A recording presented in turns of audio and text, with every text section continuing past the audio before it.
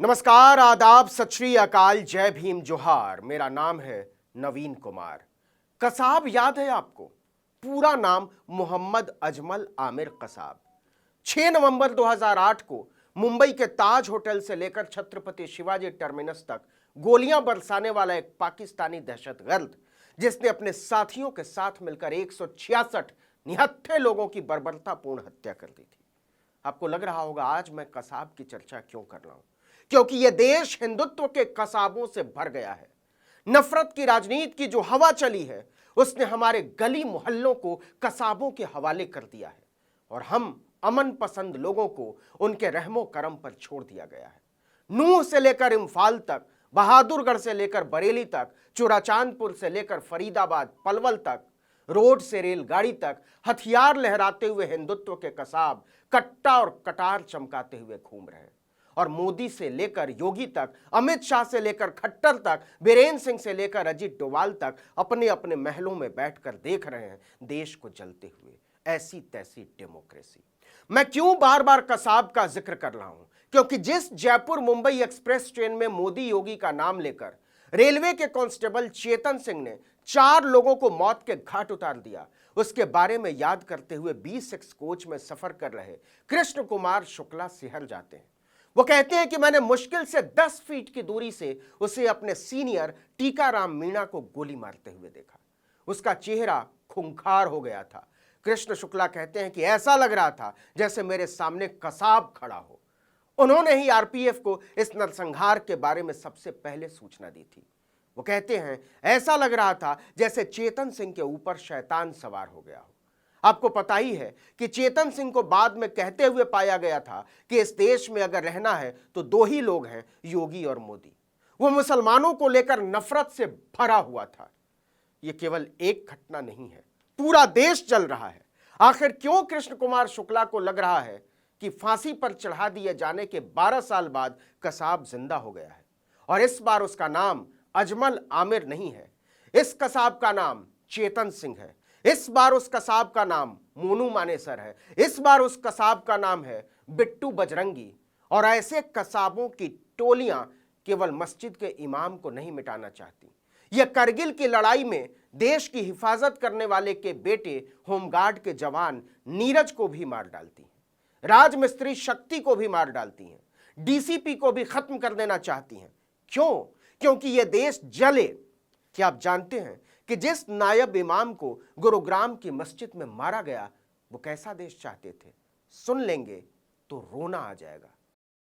जालिम हूँ इंसान बना दे या अल्लाह, घर की मेरे दीवार हटा दे या अल्लाह। हिंदू मुस्लिम बैठ के खाए थाली में,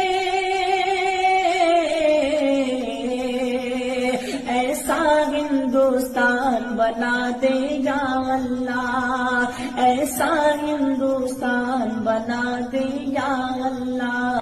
इस तरह के गीत गाया करते थे इमाम साद। उनकी उम्र जानेंगे? केवल 22 साल। वो बिहार के सीतामढ़ी जिले के बेहद गरीब परिवार से आते थे। उनकी पसंदीदा लाइन थी, हिंदू मुस्लिम बैठ के खाएं थाली में, ऐसा हिंदुस्तान बना दे या अल्लाह। लेकिन दंगाइयों को, कसाबों की टोलियों को, उनकी आकाओं को ऐसा देश नहीं चाहिए। कितनी अजीब बात है कि कसाबों की टोलियां अमन और भाईचारे की छाती पर चढ़कर नंगा नाच कर रही हैं और हुकूमतें मगन हो रही हैं कि चुनाव अपने हाथ में आ रहा है। हरियाणा के नूह में 6 घंटे तक दंगा होता रहा। दोनों समुदायों की तरफ से गोलियां चलती रहीं। 150 से ज्यादा गाड़ियां जला दी गईं। 6 लोगों को मार दिया गया अब तक, लेकिन कहीं भी पुलिस कोई कार्रवाई करती नजर नहीं आई। लोग पूछ रहे हैं कि जब यह सब चल रहा था तब पुलिस कहां थी, जबकि सबको पता था कि माहौल तनावपूर्ण है। विश्व हिंदू परिषद और बजरंग दल के लोगों ने कानून की नजर में भगोड़े हत्यारे को, मोनू मानेसर को हीरो बना दिया था। आपको हैरानी होगी कि ऐसे संवेदनशील माहौल में नूह के एसपी वरुण सिंगला छुट्टी पर चले गए थे। उनका चार्ज पलवल के एसपी लोकेंद्र सिंह के पास था। और जब कसाबों की टोली पेट्रोल और माचिस की तीली लेकर आग लगाती घूम रही थी, तब एसपी लोकेंद्र सिंह 35 किलोमीटर दूर पलवल में मौज उड़ा रहे थे।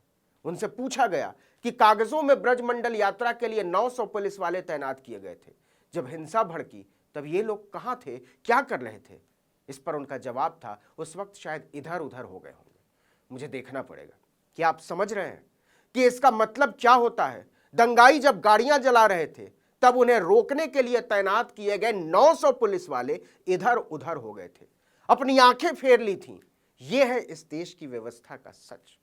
वीडियो में साफ नजर आ रहा है कि ब्रजमंडल यात्रा में आए हुए लोग हथियार लहरा रहे थे, उपद्रव कर रहे हैं और पुलिस इस नंगेपन का तमाशा देख रही है। एबीपी न्यूज पर विश्व हिंदू परिषद के कार्यकारी अध्यक्ष आलोक कुमार ने खुलेआम अपने कार्यकर्ताओं को भड़काते हुए कहा कि हिंदुओं को बिना परिणाम की चिंता किए हुए आगे बढ़ना चाहिए, और प्रोग्राम की एंकर ने एक बार भी नहीं टोका कि हम आपको अपने चैनल पर बैठकर दंगा भड़काने वाले बयान जारी नहीं करने देंगे। यह शर्मनाक है, फूहड़ है और डरावना है।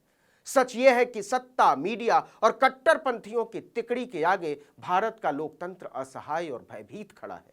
हालात की भयावहता का अंदाजा इसी से लगाइए कि खुद गुड़गांव के सांसद और मोदी सरकार में मंत्री राव इंद्रजीत सिंह को कहना पड़ा कि किसी भी धार्मिक यात्रा में हथियारों का क्या काम। उन्होंने बजरंग दल और हिंदूवादी संगठनों पर सवाल उठाते हुए कहा कि किसने उनको इस यात्रा में हथियार ले जाने के लिए इजाजत दी और हथियार दिए। क्या कोई तलवार लेकर जाता है यात्रा में? क्या कोई डंडे लाठी लेकर जाता है यात्रा में? यह गलत है। इसकी इजाजत कैसे दी जा सकती है? मतलब खुद मोदी के मंत्री ने हरियाणा के मुख्यमंत्री मनोहर लाल खट्टर की बखिया उधेड़ डाली। खट्टर कहते हैं कि इसमें साजिश हुई है। कमाल की बात यह है कि कानून की नजरों में भगोड़े और हत्यारे मोनू मानेसर को सरकार ने क्लीन चिट दे दी, जबकि उसने डंके की चोट पर यात्रा में शामिल होने की बात की थी। मोनू के इस संदेश के बाद पुलिस को अलर्ट किया गया था, लेकिन उसे गिरफ्तार करने की कोशिश नहीं की गई।